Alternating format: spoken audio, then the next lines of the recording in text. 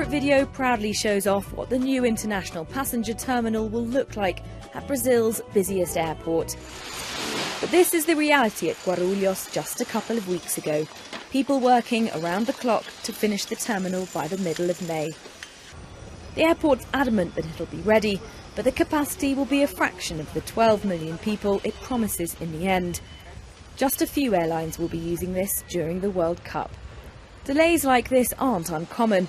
Some airports have already announced they'll be using temporary facilities during the tournament.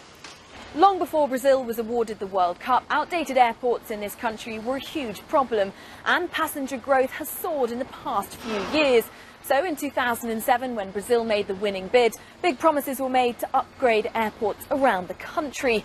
But that was 7 years ago, and many people are asking why, at the last minute, still so much work needs to be done.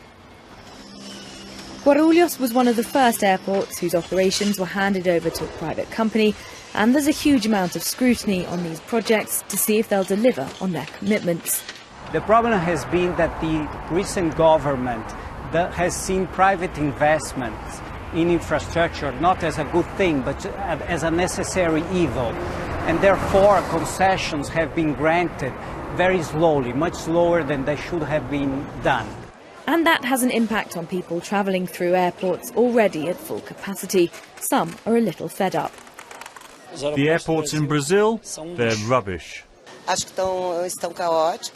think they're chaotic. We're approaching the World Cup. The airport in Rio is like one from a small town.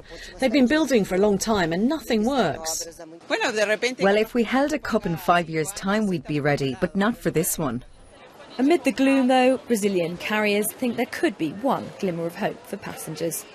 There's going to be less people flying during the World Cup than in normal days.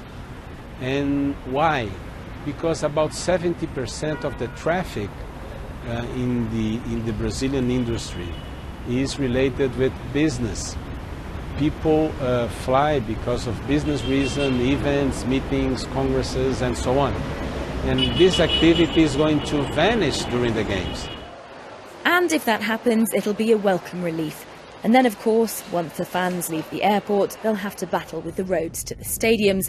In some places, they're also a work in progress.